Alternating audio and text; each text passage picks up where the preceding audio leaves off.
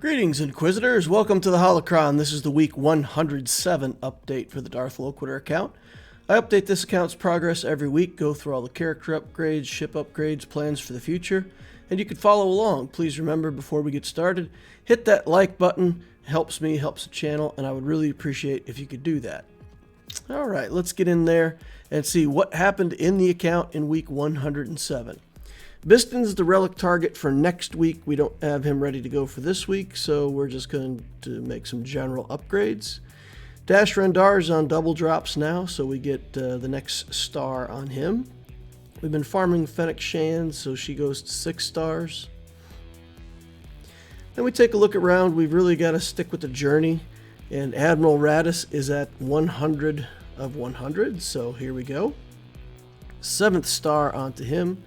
And I want to see if I can get him to gear 12 right away, but the upgrade button isn't lit. So we'll lock down the gear that we do have, and then we'll take a look and see what else he needs. This is all lit up except for Carbantis, and I only need 4 Carbantis, so I go in here and look. And there are some available out of the guild event store. Really don't want to spend that currency, but in order to get him to gear 12 for the week, we're going to go ahead and spend that. Get a few more Carbanti shards and finish him out to gear 12. Lock down the left hand side pieces because we have those all ready and ready to go. So that'll put Raddus in good shape as the next relic target. We'll get Biston next week, and then we'll start working on Raddus. And of course he has to go to relic 9, so that's going to be a bit of a project. We can add another star to Imperial Super Commando. We've just gotten some shards from the game for him, so get him up. The gauntlet's just being used with a leftover fleet, so we don't really need him, but we don't mind having him. All right, we said Savage was going to be our next target for an Omicron, so here we get Savage up and running. All right, we're going to go ahead and level him up to 85. We've got 70 million credits, so quite a lot of credits in the bank at the moment. Haven't been developing a lot of characters in the last few weeks. So that's good. We can go ahead and get him all the way up, and then I take a look at this and just make sure this is really what I want to do. Then we're going to go ahead and click the button, add the Zeta, add the Omicron, and we'll have a little Savage Opress to mess around with. I go in here. Working on mods, I think I just want defense mods, so at the end of the day, I just set it to defense sets. And we're going to do the best we can. We're going to give him decent mods, but not, let's say, the best mods that we have in the account. Take a look at a lot of different stuff, but at the end of the day, we just settle on some decent stats. His armor's okay, his speed's okay. Of course, he's only, gear 8 or 9, so... And he's hung up on 2 Carbantis at gear 8, so we won't be able to gear 9 him until we commit a couple Carbantis. Then I get this Tusken Shaman. I had extra shards here, so I went ahead and developed him. Put him at level 40, and I don't know why I did that. I did that for a long time to bloat to 4 million. Some kind of old habit kicked in, and I just bloated him up. Then we got Chirrut to 7 stars too, but I didn't bloat him because I thought about it after I did the Shaman. There's no reason to put those resources in once you've hit 4 million and have hard conquest going on. Working here on the Extinction Bomber, and we'll go ahead and commit a little bit of resources to that. We're farming this up. It's on the same node as Fennec Shan, so we're getting some of that ship. The pilot's already at Relic, so we don't mind working on it. Here we get that final piece on the Millennium Falcon for Chewbacca being gear 12. And that puts it in pretty good shape. We're just waiting on a couple last skills. And whenever we get Han Solo up to gear 12, I think actually gear 11, we can finish that out. We're going to take this Raven's Claw up to level 70. Put some skills on it like we do for stuff. Just get it staged for later. I don't want to spend too much credits. I want to make sure that we save up for that profundity journey that'll be coming up. It's still weeks away, but I don't want to spend all the money and then get to the journey and find out that I don't have enough currency to be able to work on the capital ship. That wouldn't be good. So that's definitely something that we want to pay attention to. All right. So then let's go into the account status. At week 107, we're up to 5.21 million galactic power. Didn't add too much galactic power this week. Still at 52 relics, added one more Zeta to go to 68. Squad Arena JMK can get us the top 10 if we want. Executor's getting us top 5 in fleet. The project is for Biston for week 108 next week to get him to relic. The energy, the farms that I have planned are Scion 50 RT, Wicket, Hero Finn, Echo, and Bo-Katan. And I'll talk a little bit about those last 3 farms here in a bit. Fleet energy, we're working on Ravensclaw and the Fortress in case we need it someday. Cantina, we're doing signal data and of course Dash Rendar for the Profundity journey. In mod energy, working on speed and defense right now. Refresh strategy is the same. Squad Arena, we need one more shard of Savage. I don't know if I didn't point that out, but we were actually at 329 out of 330 on Savage. So we need one more shard from the shard shop, and we'll have him to 7 stars. In the fleet store, I'm just buying anything that I don't have all bought out in the fleet store, and then the rest is going for Zetas. I am still converting quite a bit of that to shard shop currency to make sure that I can get all the purchases out of the shard shop that I want. All right, so I'm going to do a little experiment here. Right now, the accounts, the relics on the account, the whole 3 layers of account building that I always talk about, working on new stuff, building your relics at the top level, and then kind of working on the stuff in the middle as the 3rd layer. I feel like the farming part has gotten pretty far ahead. The relic part is going fine and according to plan, but there's a bunch of stuff now that we've really got stuck in the middle that even if we could just get a few of these characters to gear 12, I feel like it would help widen our account out a little bit, give us a better chance in some of these grand arenas.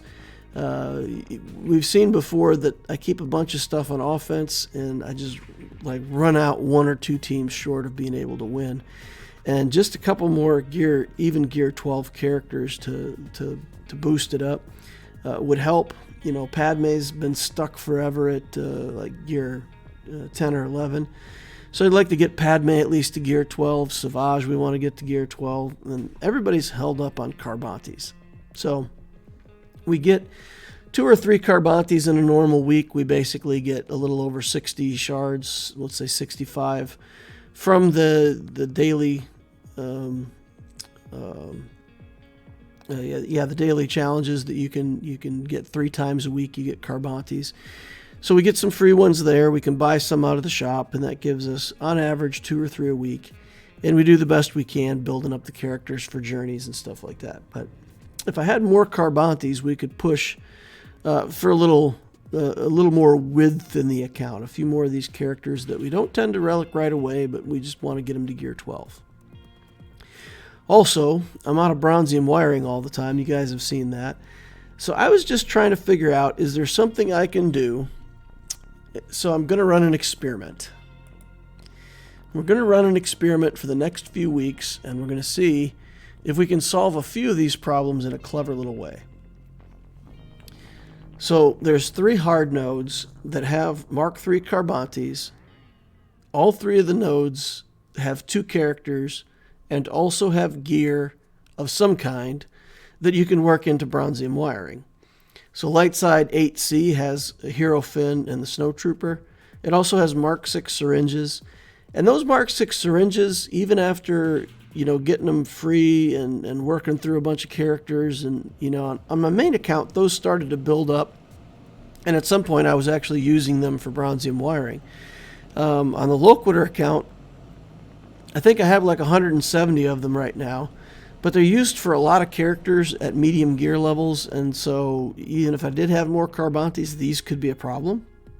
So I feel like hitting a node that has also these Mark 6 syringes is good, and the Mark 4 detonators go toward bronzium wiring, and if I overfarm the syringes, then of course they can go to bronzium wiring as well. Lightside 7D has Echo, and that's the Echo for Bad Batch. It's a Bad Batch Echo. I don't have him built, so basically I would be building Bad Batch Echo at the same time that I'm farming Farm Boy Carbantis. It also has Mark IV droid callers and Mark V of the cells. So the callers and cells are also bronzium wiring. In Dark Side 6D, we've got Bo-Katan, Jolie Bindo. I have both of those, so this node would just be pure shard shop farming for the characters. The Mark IV cells also go toward bronzium wiring, Mark III detonators, and then Mark II hypo syringes.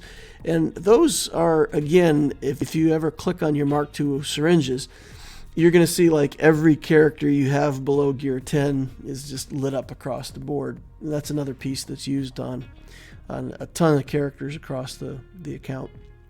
So with these 3 nodes, we'll be farming a lot of the gear that we would need. And, characters that'll feed the shard shop for currency in the shard shop, bronzium that'll try to stabilize that for building relics. And of course the Carbantis for Savage and other characters that are all stuck on Carbantis. So statistically, if you farm all 3 of these nodes for 7 days, I calculate that to be about 45 extra Carbantis.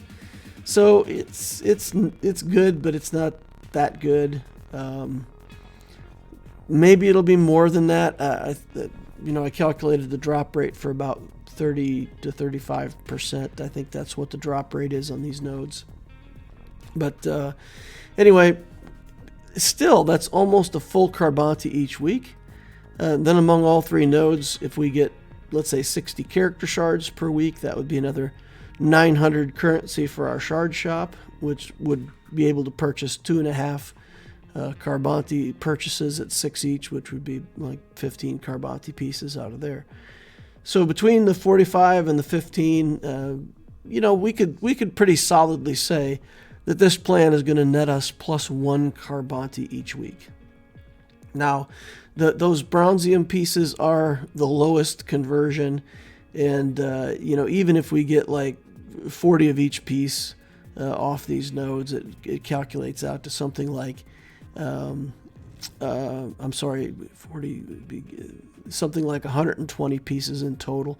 It only calculates out to like eight bronzium pieces for relicking, but it's better than nothing, which is we're not getting it now, so maybe adding that in would help. So I'm going to try this for about 4 weeks, and we're going to see if there's a noticeable difference.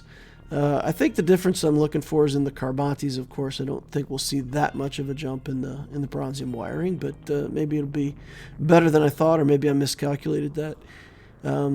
Or maybe the drop rate on those pieces is higher than I think. In any case, we're going to try it. We'll also see if it starts to impair my ability to build for future journeys.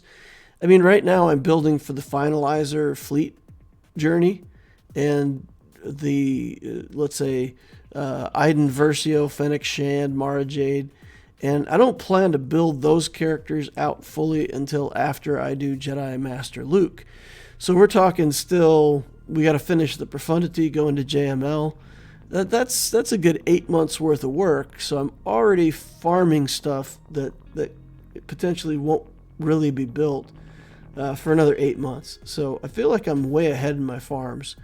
But in terms of just like going to a Carbanti node and just farming for Carbantis, I know that my current strategy is working, and the way I'm feeding the account's getting me relics at the rate that I want. So I feel like if I just replace these hard farms, because I don't really have to have anything right now, if I replace the hard farms, then I know that I can still farm Lightside 9F. That's the node that's got the bayonets on it that I'm using to build the impulse detectors for Relic 8 and Relic 9 characters. So I'm going to stick with the plan on that stuff. We're still going to farm Lightside 9F to keep building the higher Relic characters. And then I'll just do these 3 hard farms and fit that in. And we'll see if that boosts it up. Even if we do it for 4 weeks and we get 4 extra Carbantis over the course of 4 weeks, that's not a lot, but maybe it's enough to get Savage to Gear 12, for example, or maybe free us up to believe that we could put some effort into Padme. So anyway, we'll try it for science. We'll see how that works. That's going to wrap up the account update for week 107 for the Darth Loquitur account. Leave your comments down below. If you have anything you want to comment on with this update, always glad to hear you guys' comments. Subscribe. Remember to hit the like button on the way out if you didn't hit it on the way in. Thank you all for watching, and I will see you in the next holocron.